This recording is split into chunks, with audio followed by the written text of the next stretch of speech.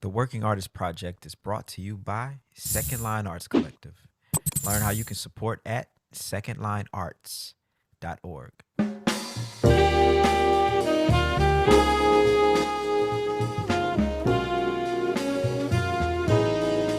We're creating a platform for those who are curious, one that tells the story from the artist's perspective. Moments in time, captured from the innovators who are reshaping dance, music, theater, and the visual arts. This is the Working Artist Project. Good evening, everyone. Welcome to the Working Artist Project. My name is Cam, and I'm filling in for Gurgashid, and I'm here with the great Darrian Douglas. Darrian, what's up, man? What's up, everybody? We got an amateur, not an amateur, but a rookie. How about that? I'll take it. I'll take rookie. We got a rookie in the building tonight with Cam. It's good to see everybody, and I'm glad to be back. And we're gonna get right into this, y'all, because we got a veteran in the game. We got a rookie and we got a true vet in the music industry. He's gonna give us all the secrets, and also we're gonna talk about his brand new record, "Stranger Than Fiction." But just so y'all know, man, this guy has played with the who's who. I mean, Maria Schneider. We could really just stop there, Cam. You know what I mean? Like Maria Schneider. I don't know, Cam. You probably kind of young. You was probably listening to, I don't know, Robert Glasper or something. But I was listening to Maria Schneider. You know what I'm saying? Clark Terry, Phil Woods. Like, And you can't on, leave man. out Doc Cheatham, man. Doc Cheatham. Doc Cheatham's pretty good. He's pretty good.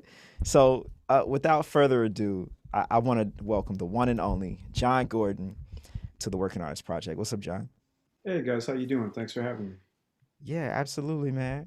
And man, you play with so many people. I know we're here to talk about the record, but I do want to talk. Us a few people I want to hear some stories about, for sure before we get into that, because I know you got them. And I want to hear your Jimmy Cobb story, because Jimmy Cobb's like one of my all-time favorite drummers of all time. You know? Well, I have a funny story. I didn't get to work with Jimmy very much. It was the 2002 Charlie Parker Jazz Festival. I think I was playing at Shanghai Jazz. And the guy that was the producer of the festival was there. I was playing duo with Bill Charlap. And he said, "Hey man, this is the last year that I'm going to be doing this. Somebody else is going to take it over. But I was listening to this record of yours and I want you to come and do it." And then I said, "Great, I'd love to do the festival." And then he called me back the next day. He said, "I've been promising Peter Bernstein a gig for like 5 years. Would you be?" I said, "What I would love to play with Peter." I got to know Peter, back in the Augies days. We were talking about our comparative ages. You guys are definitely too young for Augies. But we're talking the 80s, gentlemen, 1984 when I was first there. Again, I told you there are rocks that are not nearly, as old as me at this point. But so at any rate, then Peter suggested Jimmy Cobb, and so we wound up doing it with Jimmy, which was great. And that was really the only time I got to play with him.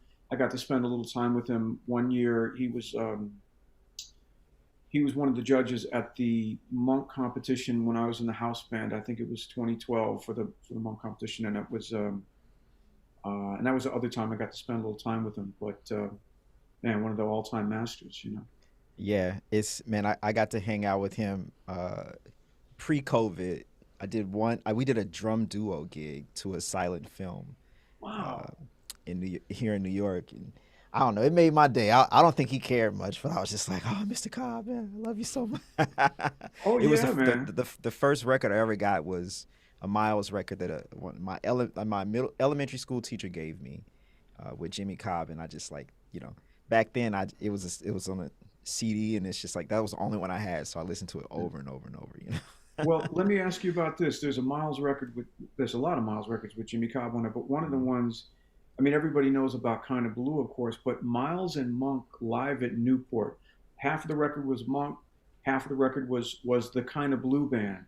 Yep. And that record, man, where they do Fran Dance and Straight No Chaser, and That's the one I had. man, that record that's some of my favorite. Cannonball, that train solo on the Dizzy tune that ends up being a D flat blues. I mean, and the way Cobb plays on that, man, it's just unbelievable. I love that record. So, but I'm right there with you, man. Like that's the thing that really gets me. Like when I was a kid and I got to be around, not even that I necessarily played with some of these people. Some of them I was very lucky to play with. One time I was 18 years old. I'm sitting at the bar at Sweet Basil's, and Art Blakey just came and smacked me on my back really hard. Like I had like my little cranberry juice, and I was like, wham! I was like, what? How you doing, man? You working? And I was like, what? Like I didn't have a horn with me. He just sat and talked to me for like 10, 15 minutes. And I think, and then I found out, it was like literally 20 years later, I found out that he had seen me playing at Don Sickler's, like when I was a teenager, in this thing that Don was running with some young musicians. But I mean, to me, that's what the music is about, those connections, and just, and all those musicians of that generation were so generous, man. I mean, I came up sitting in with Eddie Chambly from shortly after I turned 17 on Saturday afternoons at Sweet Basil's, the brunch gig, and sometimes with Doc Cheatham too. I got to know Doc fairly well, and we played a bunch of gigs together at the Oslo Jazz Festival. Oh, cool. That was, I mean, the first time I went over there, I was 20. But the opening night concert, I just, to this day, I was like, how in God's name did I end up on this thing? Some people heard me sitting in with Eddie. And so the opening night concert was Jay McShann, Doc, Al Gray, and a saxophone player you guys may not know named Benny Waters. I mean, I think Benny Waters, like Doc and Benny Waters, they knew pops. Like they went back to the 20s. Like Benny Waters was the elder statesman. Doc Cheatham was not the oldest guy on the band. Like Benny Waters was like close. He was in his late 80s. I think Doc was maybe in his early 80s, around 80 at the time. And I just thought, how did I wind up here, right? But I just that's the biggest blessing of my whole life as a musician, is that I got to be around people like that, and Benny Carter and Mel Lewis and Flip Phillips and Kenny DeVerne and Phil and Roy Eldridge, and I mean, like I got to be around them some, I got to play with them some, and so I just always felt. And that's kind of like this book I wrote, came out last year, called Jazz Dialogues. I felt like, okay, somehow I can't lose this, like this is lucky for me, but I want to be able to kind of pass this on. And that's what, people like Phil Woods and Charles McPherson said to me too, when I got to spend time with them. So I think, I'm right there with you, that I'm just excited as a fan of the music when I get to be around people like that. So. Yeah, man. Cam, you got something? No, the only thing I would chime in is I kind of feel you. Like as a young person, it's nice whenever you have that grateful sense of like seniority of these masters who will come and, like you said, pat you on the back and like talk about life with you.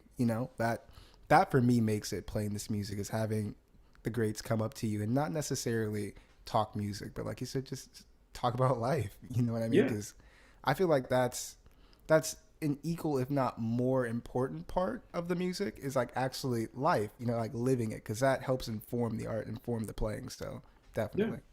Yeah, for sure. So the book you wrote, like, are you just telling stories about your experiences, or are you interviewing people? What's that about? Well, it's a mostly interviews, but the book starts at the end of that week I was just telling you about. Like the first night, you guys could probably relate to this experience. I'm a kid. I thought I played terrible. I was like, okay, they're just. I went back to the hotel. I'm in Oslo. I try to order like a bowl of pasta at like 10 o'clock at night in the Grand Hotel in Oslo, not realize it cost me like $60 for like a little thing, and I'm just thinking, I did terrible. And then, but like I found out the people sitting next to me was like some people that were at the concert. It was the deputy mayor, and over the course of the week, like I was like, okay, I did okay. I didn't completely whatever. They didn't send me home, so it wasn't that bad. So At the end of the week, I have this funny thing. It's funny in retrospect. We're all on the plane. I feel like, okay, I did my week. I'm on the plane, Oslo to London. I'm in London. We Heathrow Airport. We get on the plane. Stuff's all packed. Will Jon Gordon make himself known to the flight staff? I'm like, oh no. This is like literally the second time in my life I've been on a plane, right? So like, why do I have to make myself known? Like, are they, could you just please come with us and take all your stuff? I'm like, well, am I being bumped off the flight? No, we promise you. So they get me off the flight. As soon as I come off the flight, there's a guy in a suit with a briefcase walks onto the flight as I come off. And like we take a couple steps and they close the door. And I'm like, what? And then I actually see the plane start to roll. There's like, we're really sorry. He was willing to pay first class price for your coach seat. So, and then I had a real hard, so I mean, it was unbelievable, right? So but again, this was back when Pan Am existed, right? So again, back in the 80s. So I'm walking. I really, at this point, I don't know how I'm going to get back. They're not issuing me another ticket. And the ladies that did it, they felt terrible. They're like, we'll try to help you. We'll try to help you. If somebody, the next flight is booked too, but we'll try to get you on. So I'm like walking around Heathrow for like 6 hours, like not knowing what I'm going to do. I run into Jay McShann. And he's got this big bottle of Aquavit, and he called me Little Bird. Oh, hey, Little Bird, come on, how you doing? So he's getting ready to go back to Kansas City, and he's got about an hour to kill. And so I've never been a big drinker, but I must say the couple of pops of Aquavit definitely cooled the nerves a little bit, because I'm like, because I mean, for a minute there, like I've never been any place, right? So I'm in. But and everybody was like, yeah, all the flights are sold out. Don't know how to help you. It's like, whoa, okay. So I think I'm going to walk around the airport for a week. What am I going to do? So Jay McShann starts talking to me. He said, hey, look, man, you sound good. You're checking out Charlie Parker. That's what you're supposed to do. But now you got to figure out, who are you? What do you have to offer? He said, see, in my day, guys were stylists. You heard one note from Basie. You heard Lester Young play one note. You heard Bird. You heard Tatum. Like, you just knew, vocalists, everybody, and he introduced me I had never heard the term stylist. And he just talked with me about that. That was the one thing I remember the most of this hour sitting and hanging with him. Also the fact that he just kind of chilled me out, because I'm like, well, I can't control the situation, so it's going to be whatever it's going to be. But I was so struck by that conversation of him basically saying, okay, you're doing what a young kid should be doing, but now you got to figure out, how do I find my way? What is it that I have to offer? So I start with that. And then the first interview in the book is with Eddie Locke, who was really like a father to me. I mean, really him and Eddie Chambly and Phil Woods. And there were some other people like Charles McPherson and Bob Mintzer that were really, really,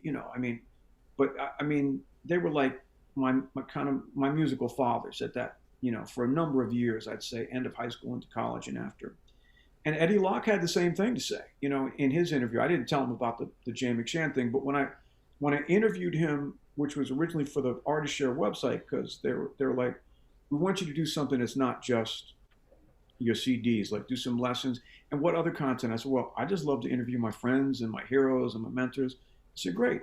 So that was the whole thing that Eddie talked about. He said, man, coming up in Detroit, think about all those great piano players. You had Barry, you had Tommy Flanagan, you had Roland, you had Hank Jones, and they sounded completely different.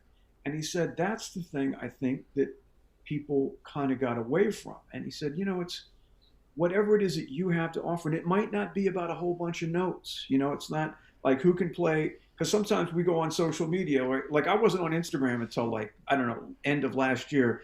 And then you go on social media and just like, a shred festival. And and sometimes it's cool. Sometimes I'm like, man, I wish I could do some of that stuff, But on the other hand, that's not what Monk was. That's not what Billie Holiday was. That's not what, you know what I mean? Like what is the music really? And so I start the book with that kind of somewhat comedic situation at Heathrow Airport, and then being introduced to that concept of what it means to be a stylist, and Eddie talking about growing up as a kid in the scene in Detroit and really seeing exactly that situation. What did it mean to be a stylist in Detroit at that time with all those great musicians around? And then I'll just end with this. Charles McPherson, who was a little younger than Eddie, talked about coming up, like a little bit later, like maybe 15 years later, 12, 15 years later, studying with Barry, being at Barry's house when Coltrane or Miles or Sonny Rollins, and just listening to them talk about this same thing, about what is it you have to offer. And so to me, like as a student, as a musician and student of the music, and trying to pass that on to other students, I just feel like, that's that's where we're all looking to go. What is it we have to offer? Yeah. I think that's the hardest part of creating anything. And it's such a universal thing for life. I think it's like, who am I and what do I have to offer to this world? And we deal with that almost immediately. When like when you make that transition from a student to a professional. And me right now. And yeah, like I can tell you a story. I remember once I was playing a gig, and Johnny Vodakovich. I was playing a gig with Ellis, and Johnny Vodakovich was gonna play also. We had to switch, so I played a couple songs. And all week I'm practicing at home, like, man, I'm gonna fucking pipe Johnny Vodakovich, which is stupid to say and think. but I was like 20 something, and and so I'm playing stuff, and of course I'm sad. And Johnny V plays like 2 quarter notes or something, like, and I'm just like, those 2 quarter notes was better than anything that I could possibly play. Which is crazy because he's so into the thing that he does. And, I was just trying to sound like probably that week, who knows, Jason Marcellus or Tane or somebody, Right. I didn't even know who I was at 23 or 24, however old I was. So, that journey is definitely universal. And, For sure. I mean, listen, the way Milt Hinton played, or like Doc Cheatham, we mentioned, I mean, Doc could play a note, or musicians like that, or I remember Dwayne Eubanks and I were on a gig at Chris's in Philly, maybe 5 years ago with Bootsy Barnes, and I played with Bootsy a couple times. I played with Larry McKenna down there a little bit. I'd go down and play with different people, but I just remember talking with Dwayne that night and afterwards, just saying like, man, when a guy like Bootsy just plays a note, I mean, it just means you just feel all this history and all this meaning to it. And that's, I mean, yeah, you got to practice and you got to deal with things on your instrument, but it's about more than that, like this, one of the things that Charles McPherson talked quite a lot about, said, when he would hang out at Barry's, and this really came from Bird, they would be like, you got to know all the great artists. You got to know the great painters. You got to know the great sculptors. You got to know poetry. You got to know history. You got to know philosophy. So it's like, you got to be, and Phil talked the same thing about Benny Carter. It's like, no, you got to speak some languages. You know what I mean? Like you got to really be this expansive human being. Because it makes you a more well-rounded human being in the end and informs the art. I see what you're saying. Yeah, definitely. Yeah. What you got, Cam? Go ahead.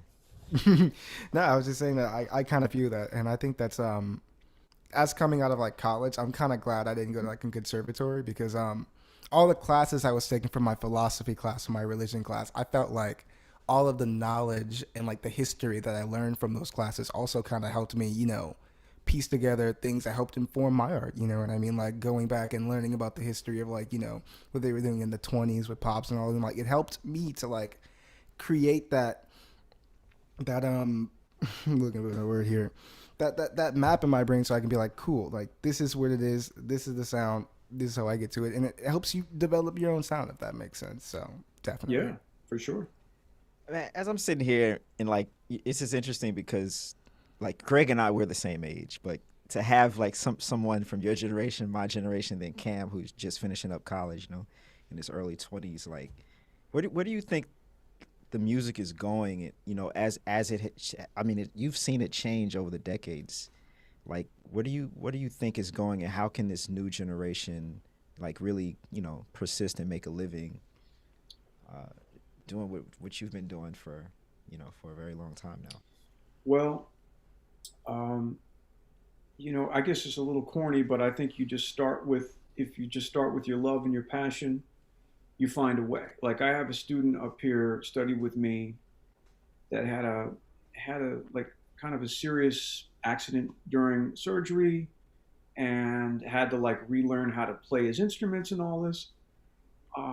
It's really a lot. It was like a big kind of, thing for him to have to deal with. But his passion is there and he finds a way, right? So there's certain things he couldn't, he's not going to be able to do quite the same way, but he's finding a way.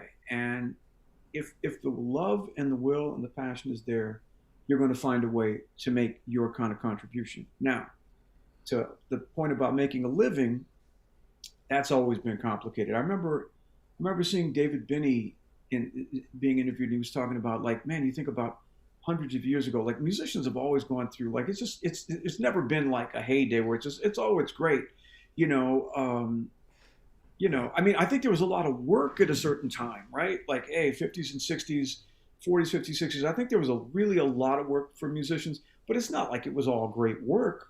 Mm, I mean, you hear stories about, like, I heard stories about, like, Joe Henderson and Train having to walk the bar on their gigs. Right. But hey, if that's what you got to do to pay your rent, that's what you do. Um, there was definitely more work at a certain time. There was definitely, I think for me, I'm trying the last 15 years or so just to have some understanding of where the direction of things are going in terms of this sort of digital world. mm, And, I frankly, I mean, you mentioned about being a student and a veteran. And yeah, I mean, I'm definitely a veteran. I've been out here a long time. At the same time, you got to still be learning, right? And so for Mm. me, like 10, 12 years ago, I didn't know how to use I couldn't use Sibelius. So I actually called some students of mine. Like, you guys might know Jay Ratman. Yeah, of yeah. Jay course. Ratman was, yeah, so Jay had taken a couple lessons with me, and I met him in high school. He said, hey, man, here's a couple of your solos that I transcribed. He was like young. He's like 14 or 15. He said, oh, wow, thanks. That's really nice. And I was like, so do you know how to do this? Because I don't know how to do this. So I may call you. So he called me for some lessons. And then he studied, I think he did 6 years at Manhattan School of Music. Okay. I think he did both his undergrad and his master's. And I think he studied for most of that time with Steve Wilson. I know I subbed for Steve there a number of times. I may have worked with him in that context as well. And then, I don't know, about maybe 10, 11 years ago, I called him up. I said, hey, man, can I take some lessons with you? Show me how to do this whole thing with Sibelius. So there's still a lot to learn.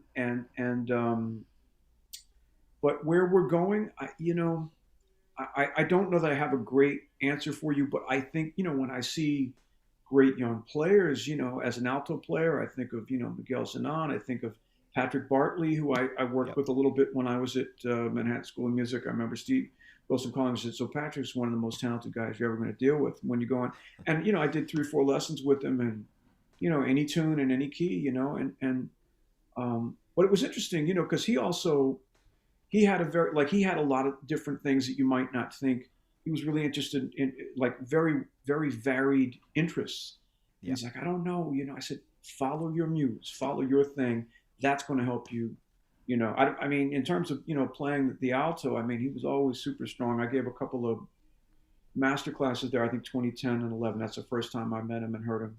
And a lot of talented people there. I mean, I feel like I'm not thinking of as many names right now, but there's so many talented young people, so many great talented young saxophone players, and people that I've spent time with and worked a little bit more with. That come to mind are like Andrew Gould and Yeah. Sam Dillon and Nathan Balat comes to mind. Livio Almeida, who's came and did lessons in New York, was back in Brazil. So I mean, I think the music is. I see the passion, with the way the music found a way, and way everybody's working to create opportunities with what we've gone through the last year and a half plus. I mean, Yeah. as hard as it's been, it's got to give you hope. People really love and need the music, and I know for me, just being able to play a little bit, go hear some music live. We just need it. We need that community. We need that sense of connectedness, and the music finds, and that's something Phil said to me. He said, man, they've been telling me this music's dying since I was starting to get into it in the 50s. He said, but Huh. it just goes about its business, and it just keeps moving along. And yeah, that's what I see. I see people's love and passion, and I think, the best of this music is really the best of what, you know, the the the American culture really is.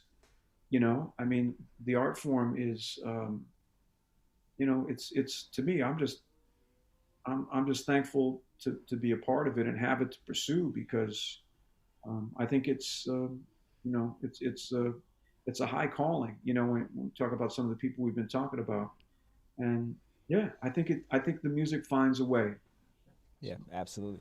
Yeah, man, Patrick is an interesting cat because he's into J-pop, and we've been on we're really That's what good he was friends. telling me. Yeah. Yeah, he's got a J-pop band. You got to check it out, man. It's actually amazing, man. I said, man, do it. I think it's great. Like don't not do it because somebody thinks that go if you're feeling it, walk through the door. Maybe 6 months and you're like, all right, I did that. I'll do something else. But Absolutely. I think that's true for all of us. Like I didn't think I was going to write a book. I've actually since wound up writing 3. Wow. I've had 3 published in the last 8 years. I never knew. I never knew I was going to be teaching, right? But it's like you get out here, you get married, you have kids, and you're like, oh, so I got to have a paycheck every week. Okay. Hey, All that's what right. I'm working on now. I get the paycheck every week. No, you got some years yet. You got some years yet, But once the kids are there, you're like, oh, okay. So now I see. Okay. Right, So that right. this thing of like whatever, traveling the world and we hope to do that as much as we can, and we you want to make the contribution you can make, but yeah, you have to figure out. I remember Dick Oates said to me, he said, man, if you could just make a living as a musician, like that's kind of something, that's something right there. And all those guys, I remember Mincer was playing Broadway shows, Oates was playing Broadway shows, and then Mincer he would take his Dukoff tenor mouthpiece and would play classical gigs with the symphony, with the New York Philharmonic, which was kind of amazing. But so he would, so it's like you want to be kind of, what did Duke say, beyond category? So in a way, I think that's kind of the challenge for all of us. And that's a big part of how we individually sort of survive and make a living, Absolutely. That's beautiful, man. That's beautiful. That's. I hope everybody listening to this, especially young cats and Cam. I hope you're over there taking notes. Oh, I got the iPad ready, taking notes. Okay. Because John has dropped. Look, man. Let's get to the record, man. Stranger Than Fiction. It's got anything to do with the movie, or is it just so happened that you named this record Stranger Than Fiction? Is there a movie called Stranger Than Fiction? Yeah, you didn't know that? No, I didn't know that. No, when did that come out? Man, like, wait a minute. Let me Google this, man. I'm pretty sure there is a movie called Stranger Than Fiction. Okay. We're not on fit. Yeah, 2006. Will Ferrell. There's a bunch of people in it, man. Check. I thought I was like, maybe Wait a this minute. cat knows. If Will Ferrell's in it, I absolutely associate myself with the movie because it's because it's going to be funny if Will Ferrell's in it. No, I'll just say, no, honestly, man, I wrote the tune. I think it was 2001. I wrote 2 of the tunes. Stranger Than Fiction and Havens in 2001. I was looking towards this recording I was going to do at Michael Borby's studio in 2002, the next year, which had Kevin Hayes, Ben Monder, Larry Grenadier, and Bill Stewart on it. But we just didn't get a whole record's worth of stuff. And I was like, and I told those guys, I said, all right, I might combine this with some other stuff. I did some other things. And part of that came out on a record called Within Worlds. But, so that, I think it had more to do with like a personal thing at the time where I just thought, man, I'm in some stuff right now. And maybe a little bit with some of the things that were going on in 01 into 02, obviously 9/11. So just some things that seemed like was not expecting this. The piece Waking Dream I actually wrote at Bill Mays' cabin, like when I was out there for like 10 days in 92, because he had this beautiful Steinway, and I was like spending 12 to 16 hours a day practicing. I have never practiced that much before or since. So I got a lot done during that period, but everything else was written more recently. And it was really like just looking at the state of the world, the state of the country, and kind of lack of shared reality, and it's not like, I don't consider I'm not the arbiter of things, right? Like no, but like, there's just certain stuff that, like lying is not good. And you don't say. and if and if you're a presidential candidate and 25 women come out and talk about sexual harassment, like that's a problem.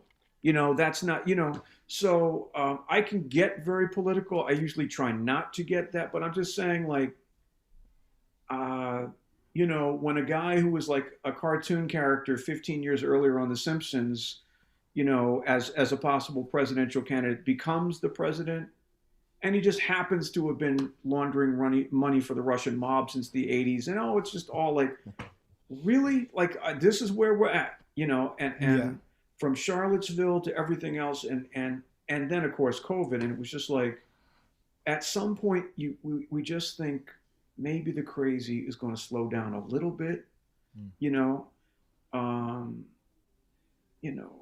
George Floyd.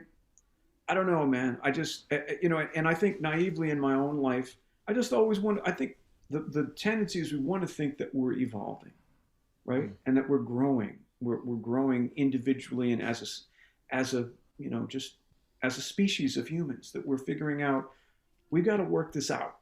We're here. We're not off-worlding to Mars in a couple of years. Like, climate change is real. Gravity exists. Vaccines work.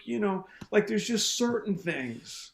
You know what I mean? Yeah. Like, the world is not flat. Like, how about that one? I mean, like, you get these. I don't know these. These it ideas, just. And I could go on this topic. I think you could feel that I could go on this topic for a long time. So I just look at it and I'm like, okay, let me just try to process it this way. I used to put these long Facebook posts about, talking about the state of things and how saddened and disappointed some of these things are. And I just thought in recent years, let me just try to let the music speak for itself. So, yeah, I think the fun.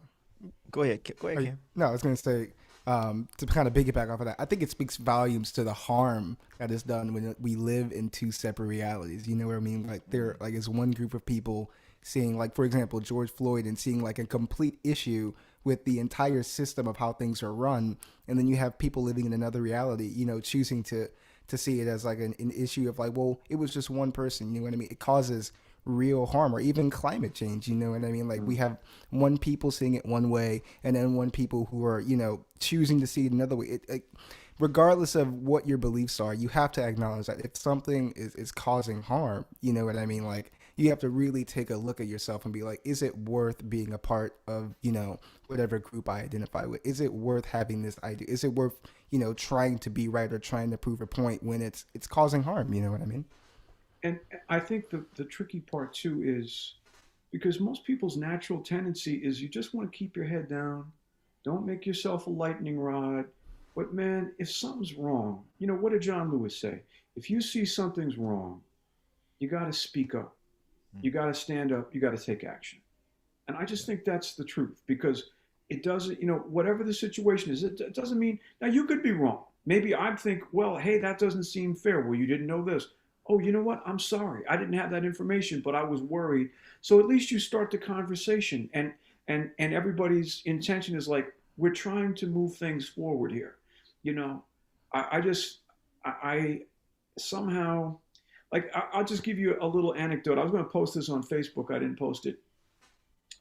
In 2012, I was doing something. I think it was the year that I was in the house band for the drum competition at the Monk competition, and I'm standing backstage, and Colin Powell walks up to me and extends his hand and says, "Hey man, nice to see you again. How are you?" I'm like, "You know me? Like, what? How in God's name?" Like, there was one time me and Seamus Blake played boop boop deep dup boop boop beep bop. What's the name of that tune? Oh yeah, boop, boop, beep, boop, ba. Yeah. Yeah, Right. We all know it. I know. Milestones. There we Thank go. you. Yeah, the easy milestones, not the original milestones where I got to go back and check those changes. I was like, I'm a trumpet player. I better know that tune. Yeah.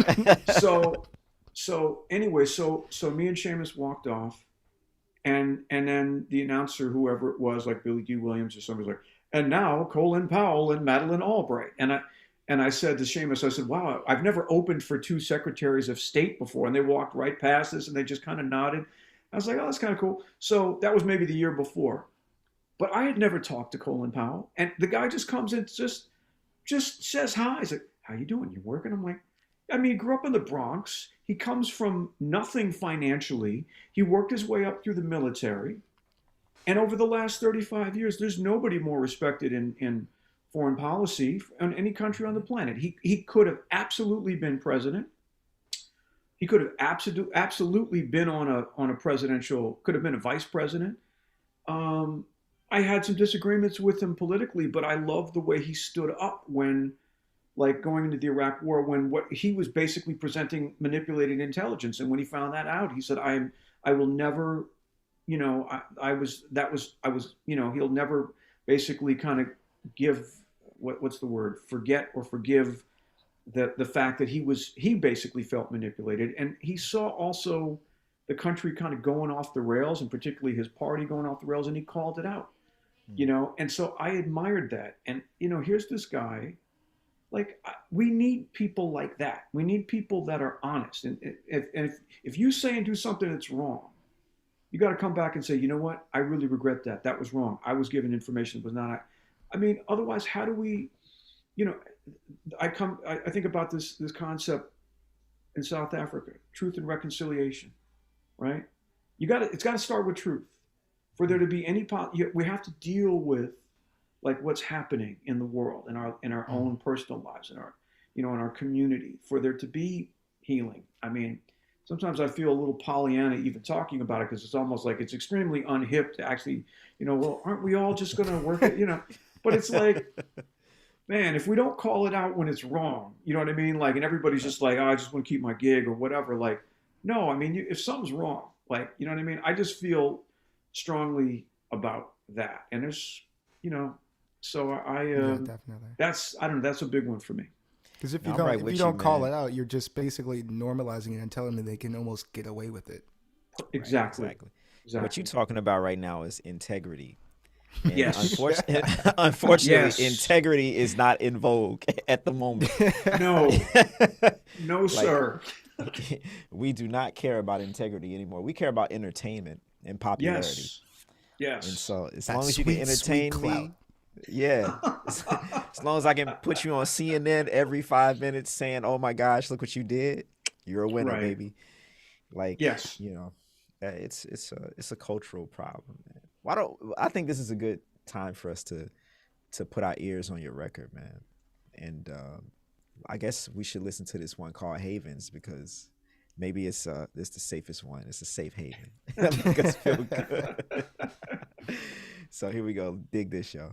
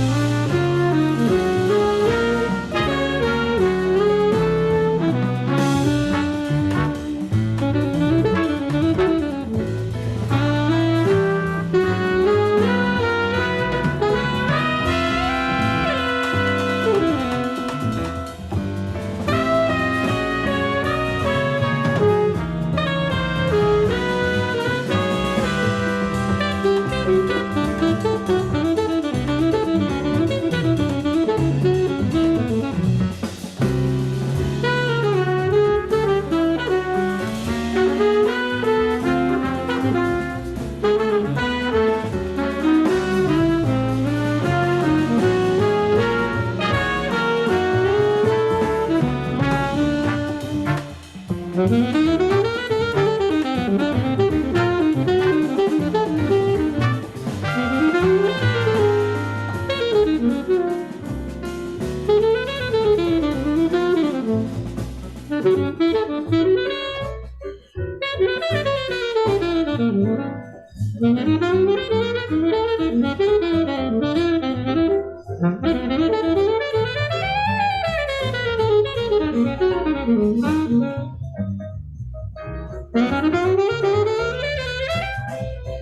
right, we don't want to give him too much. We don't want to give him too much, y'all.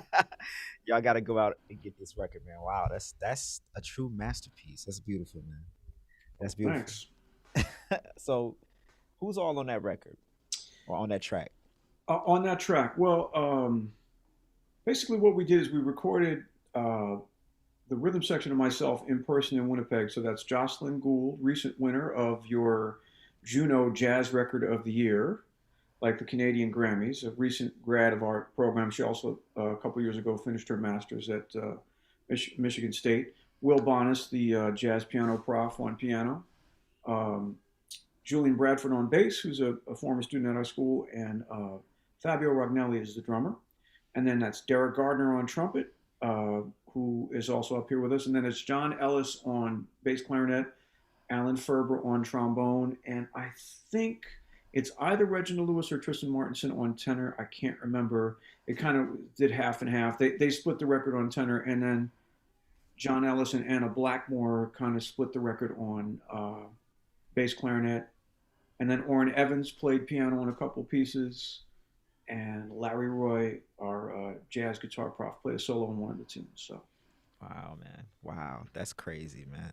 Yeah, it's so good, man. You know, it's Thanks. yeah, you're the way you're dealing with music is, to me, is very forward thinking. You know what I mean?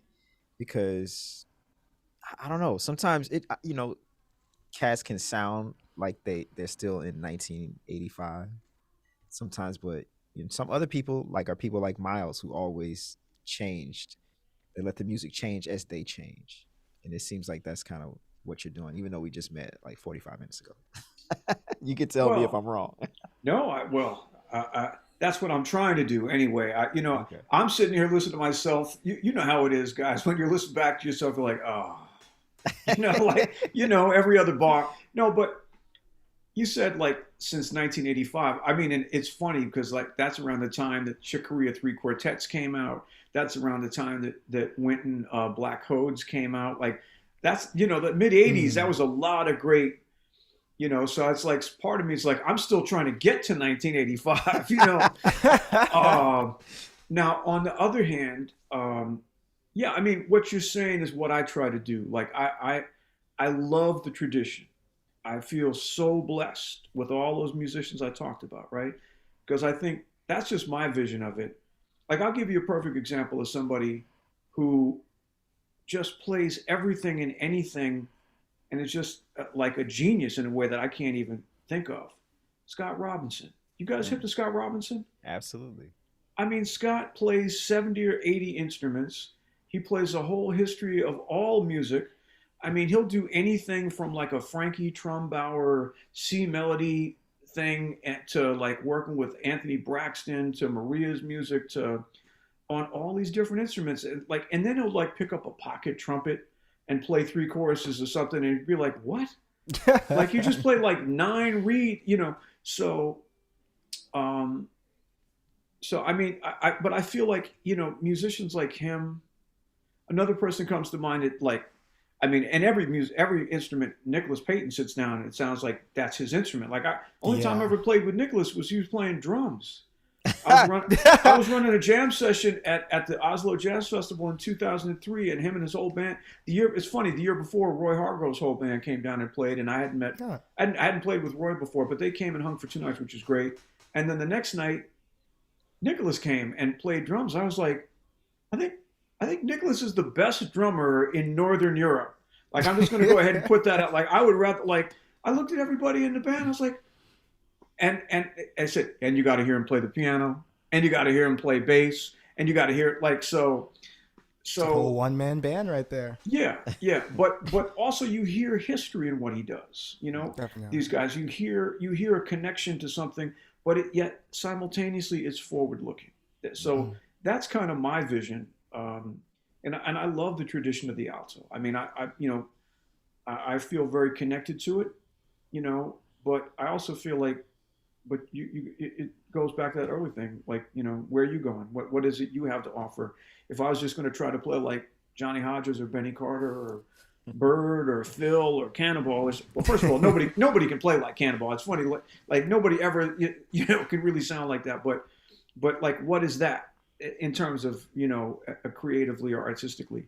So I love those musicians that are connected to the history, but they have their own direction. Definitely. That reminds me of a saying that Wendell Brunius has, and he says, "Keep 1 foot forward and 1 foot in the blues." Yeah, Yeah. yeah. You know Wendell, man? I haven't seen. I met Wendell in 1989. I think he was with. Uh, oh man, what's the famous? Oh, this is going to drive me crazy now. What's the famous band in New Orleans from around Is it that period? Prez Hall? It's not Prez Hall you're thinking of, No, no? no, Wait, the Meters? Did Wendell play with the no. Meters? No, I don't It's think like Wendell played the meters. this is going to drive me crazy. I'll think of it. But there was basically because they were trying to do at that time at that festival, they were actually really trying to do a traditional New Orleans thing with the second line and the whole thing. So Wendell it was a band that was very popular at the time. I'll think of it at some point. At any rate, So but I it met was him. more like trad. He Yeah, was playing. coming Okay, out of okay. that. But like him and Leroy both like they could play anything. Oh, absolutely. Like and yeah, that's a great 1 foot in the future and 1 foot in the blues. Did you say? Mm-hmm. Yeah, that's a great saying. Yeah, That's one of my favorite quotes of Wendell. yeah, Yeah, I love for that, man. sure. Yeah, man. So this record, now I understand it's stranger than fiction because you're kind of dealing with the reality, like that's I guess the world is kind of in at this point, but Mm-hmm. mostly America. It- and Yeah, it's funny because I didn't go there right away, like, oh, this is a political statement, so to speak, but it's really subtle. But you don't seem to be too worried about being subtle when it's time to talk about I mean, people like tell me like don't go there, don't go there, but it's like, man, if like I said, if you don't call something out that's wrong, Yeah. you know, Are you finding it difficult with critics or other, publications when it's time to talk about this subject or not too much. I mean, you know, I also just kind of feel like anybody that gets anything from music, like God bless them. I don't want to say like I don't want to take that from them. It's like no, that's not. Like if somebody hears something that they feel, that's great. But certainly part of my thinking, part of my you know inspiration with it is dealing with just the politics is, but even more than that, just the kind of trying to find some kind of shared reality and deal with that, and because I feel like that's until you do that, you can't heal. let me ask you this because I think the challenge that we face now is how, like for instance, a flat earther. How do I respect Or an how do anti-vaxxer. well, yeah, or whatever. Like, how do I respect what it could be anything really, How do I respect your opinion, without because sometimes you're just wrong. Mm. Like sometimes it's just like there is a right and there is a wrong. Like some things we can prove and we can't prove. Right. But people are very passionate about things that sometimes are just wrong. Like how do we get, continue that dialogue and respect what they're saying, but also like, hey, try to be heard. I wish I had a good answer for you. I feel like that's kind of above my pay grade, but those are the kinds of questions that I sit with all the time. I will tell you that there was a book that I bought for everybody right after November of 2016 by Timothy Snyder called On Tyranny, 20 Lessons from the 20th Century.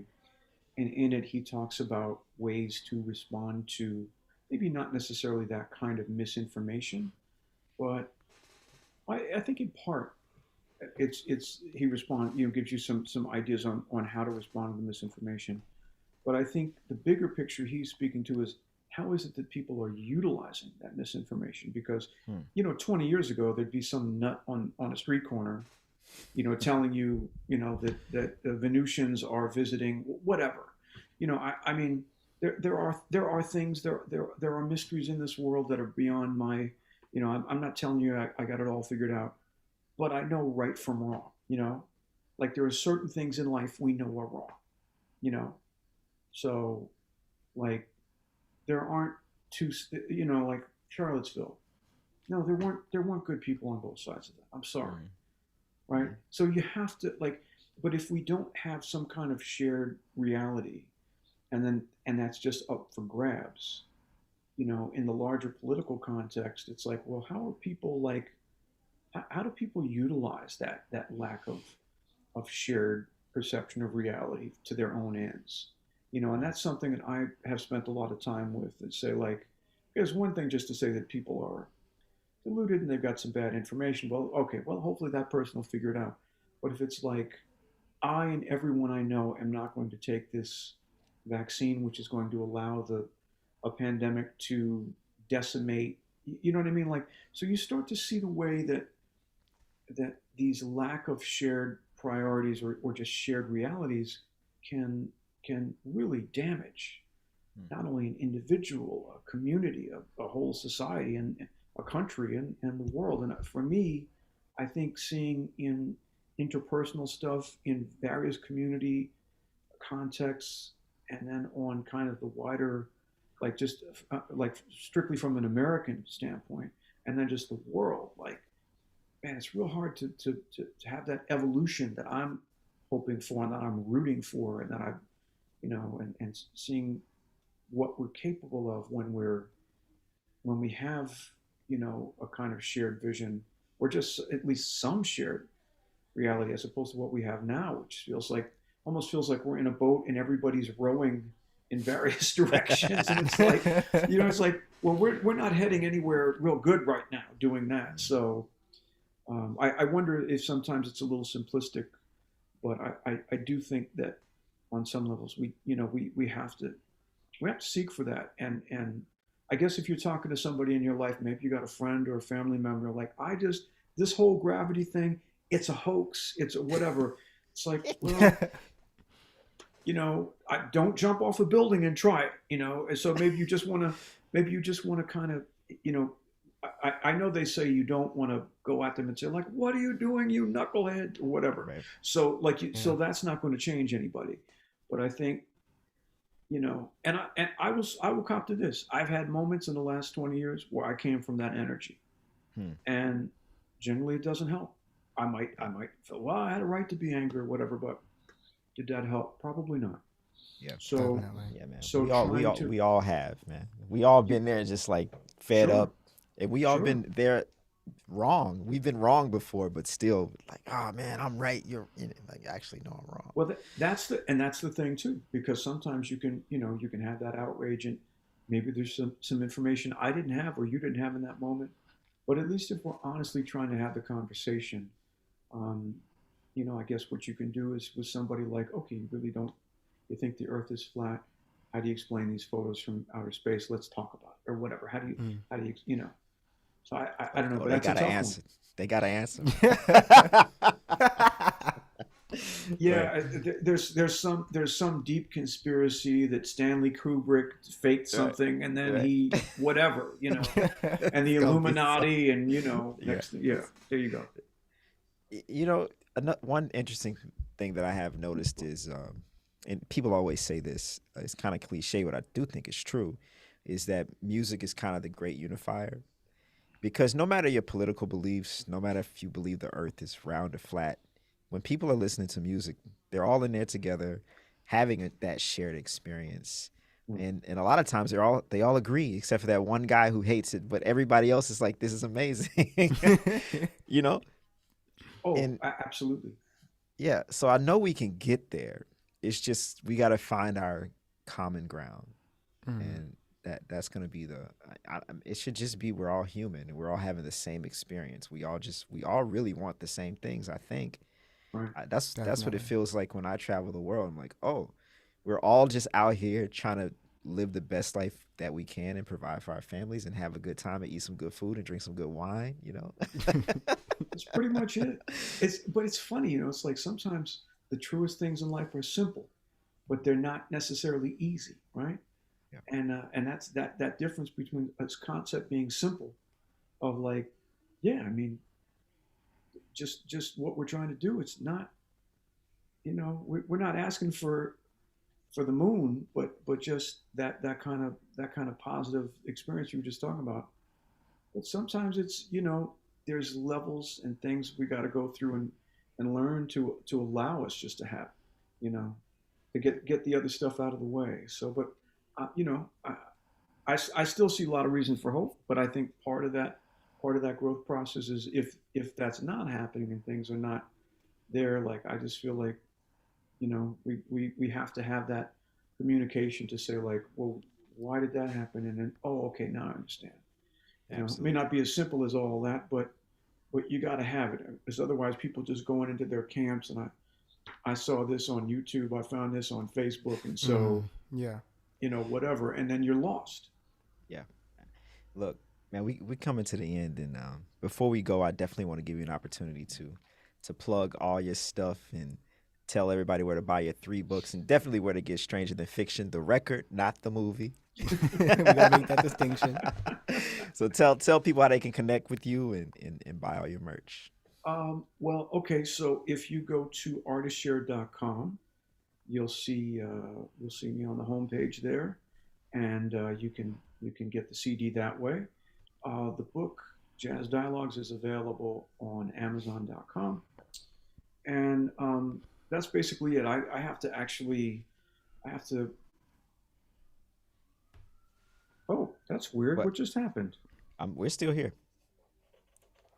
Hang on. We can hear you. No. Can you hear us? Oh, wow, that was weird. Oh, I okay, had an Al we're still Franken. here. I had an Al Franken video that just started playing out of Oh. nowhere. I was like, it's like that was weird. Yeah, so I think yeah, just artistshare.com. That's the best way to get to the CD. And I'm doing a concert, a Gershwin tribute concert, November 13th here in Winnipeg at the through the Tar Boot series. Um, and it's interesting. I'm playing on Jocelyn Gould's record that morning. I had 4 gigs in Winnipeg this fall on 3 days. So October 1st and 2nd, and then 2 things on the 13th. So that's going to be a busy weekend. And I'll probably be back in New York in December. Right now, it looks like I'm doing a duo thing with Charlotte, but it's at Fort Hamilton High School. We kind of go there sometimes. So just in terms of other gigs, really, that's all I have in the book right now. I started. You guys know this alto player Nick Green? I Does don't that know name him. ring a bell? Okay, so he's a big fan of Charles McPherson, and that's how we got to know each other. He took some lessons with me, and his folks own that place, Flying Lobster. And Okay. if you know that, there's like a club restaurant out there, and I saw Smulyan was playing there with David Wong and Kenny Washington in June, so I went, and I'm sitting there, and he comes up to me and say, "Oh man, my folks run this place. Let me get you a gig." I was like, "Yes, yes, I will. I will take." Because at that point I'd had like I don't know 5 gigs in Right. 16 months or something. So I was playing like a steady. I was playing like a Saturday every month there for a few months. Maybe I'll be back in there and just a few little things like that. So, but yeah, just been very thankful for live music, man. To listen and be able to play again in recent months has been like water in the desert, frankly. So Mm. Look, man, everybody who's out, every artist is right in there with you, man. We're happy to be back. So all y'all go get y'all vaccine so we can stay out here. right, And right after you get your absolutely. vaccine, go buy Stranger Than Fiction by Jon Gordon, and also grab his books. And yeah, John, man, thank you so much for coming on the Working Artist Project. Hey, my pleasure, guys. Thanks for having me. Yeah, man. Thanks. It was great meeting you. Absolutely. All right, y'all.